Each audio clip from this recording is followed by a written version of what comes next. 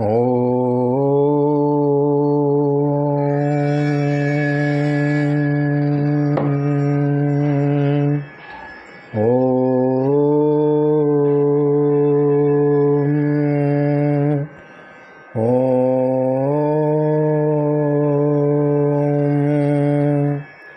जय श्री राधे, जय श्री कृष्णा। आप सभी का एक बार फिर से हमारे चैनल पे, यूट्यूब चैनल पे फिर से एक बार आप सभी का स्वागत है।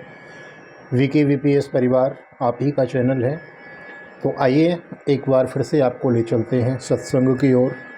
आज बड़ा शुभ दिवस है, मंगलमयी वेला है। आज है अक्षय तृतीया और भगवान परशुराम जी की जयंती भी है। और आज अनेकानेक महत्व के पुण्य कार्य आज होते हैं। तो आइए आज की कथा का हम दर्शन करते हैं और अपने मन को लेके चलते हैं ठाकुर जी के चरणों में। बोलो बाल कृष्ण लाल की जय, राधा रानी सरकार की जय, कृष्ण कन्हैया लाल की जय। मंगलम भगवान विष्णु मंगलम गरुणध्वज मंगलम पुंडरीकाक्षं मंगलाय तनो हरि।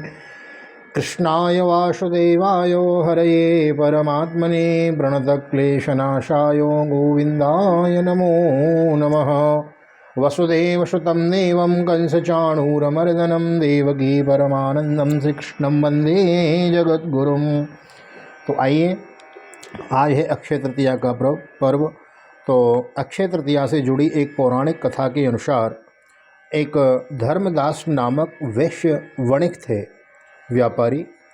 तो धर्मदास की आर्थिक स्थिति अच्छी नहीं थी। वह हमेशा अपने परिवार के भरण पोषण के लिए चिंतित रहता था। आर्थिक स्थिति ठीक न होते हुए भी वह स्वभाव से बहुत ही धार्मिक एवं दानी था। हाँ, एक बार धर्मदास ने किसी कथा के दौरान अक्षय तृतीया के दिन किए जाने वाले दान का महत्व सुना। देखो, अक्षय तृतीया, मैं एक बात आपको पुनः सरल कर दूं। अक्षय माने जिसका कभी क्षय नहीं होता, हाँ, जो कभी खत्म नहीं होता। तो आज के दिन जो भी हम शुभ कार्य करते हैं, पुण्य कार्य करते हैं, दान देते हैं, तो वो एकदम अकाट्य हो जाता है, वो लिख जाता है आपके लिए कर्मों में, वो कभी मिटता नहीं है।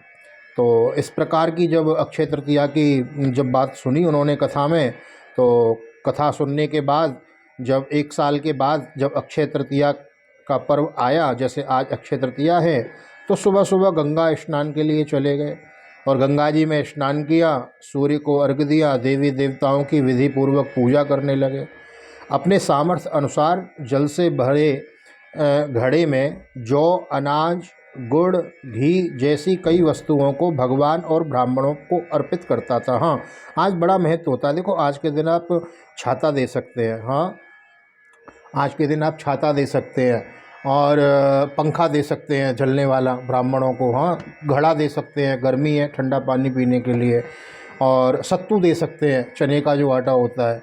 ये सब चीज़ें, वस्तुओं का बड़ा महत्व होता है आज के दिन। गुड़ दे सकते हैं, आप दान कर सकते हैं।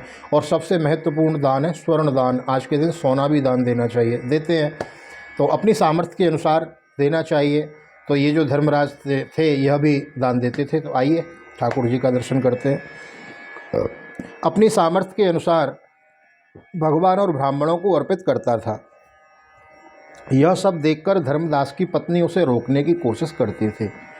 देखो, अभी कलयुग चल रहा है। कलयुग में धर्म के 4 चरण हैं: सत्य, दया, दान और तप।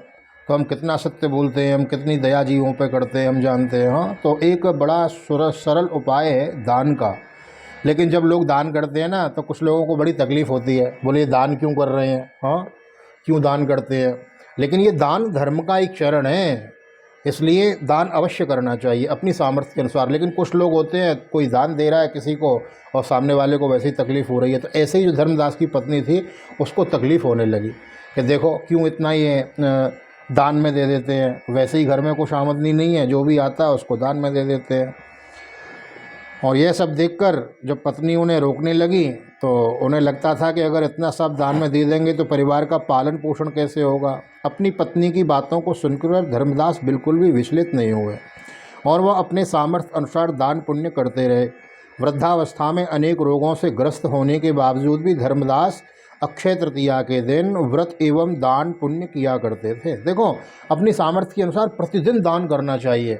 हाँ, प्रतिदिन जो भी आपके सामर्थ्य होवे, जीवों को, जंतुओं को, पशु पक्षी, जहाँ आपकी सामर्थ्य होवे, जितना आप कर सकें जरूर करना चाहिए प्रतिदिन। लेकिन अक्षय तृतीया के दिन विशेष महत्व होता है, तो उनका नियम था, तो प्रत्येक वर्ष वो करते आ रहे। वृद्धावस्था आ गई और धर्मदास जी अक्षय तृतीया के दान धर्म के पुण्य के कारण जब उनकी मृत्यु हुई तो अगले जन्म में वह कुशावर्त के राजा हुए। और धर्मदास अगले जन्म में भी दान पुण्य करने लगे, क्योंकि पिछले जन्म में दान करते हुए आए थे ना। तो ऐसा नियम होता है कि जो हम करते हुए मरते हैं ना, फिर वही करते हुए हमारा दूसरा जन्म होता है। कभी कभी देखने को मिलता है कुछ लोग बचपन से ही भगवान की भक्ति में लग जाते हैं, हाँ, भगवान की कथा कीर्तन में लग जाते हैं। शिव पुराण में भी कथा आती है, उन्होंने मतलब पूर्व जन्म में दीपक जलाए तो फिर राजा के बेटा बने, तो फिर उन्होंने दीपक जलाए। तो जो कार्य करते हुए हम प्राण छोड़ते हैं, दोबारा जब जन्म मिलता है तो उसी कार्य में लग जाते हैं। तो इसी प्रकार धर्मदास जी राजा बने और राजा बन के उन्होंने वही कार्य पुनः आरंभ किया और उन्होंने महायज्ञ का आयोजन किया। धर्मदास अपने अगले जन्म में भी दान पुण्य करने वाले धार्मिक स्वभाव के बने। कहा जाता है कि उनके महायज्ञ के आयोजन में त्रिदेव वेश बदलकर शामिल हुआ करते थे। ब्रह्मा विष्णु महेश तीनों देव। प्रतापी राजा होने के बावजूद भी वह कभी दान धर्म के मार्ग से नहीं भटका और अपने पुण्य फल से अपने अगले जन्म में यही राजा भारत के महान सम्राट चंद्रगुप्त के रूप में पैदा हुए। अक्षय तृतीया के दिन बड़े बड़े उपाय बताए जाते हैं, दान पुण्य करने चाहिए।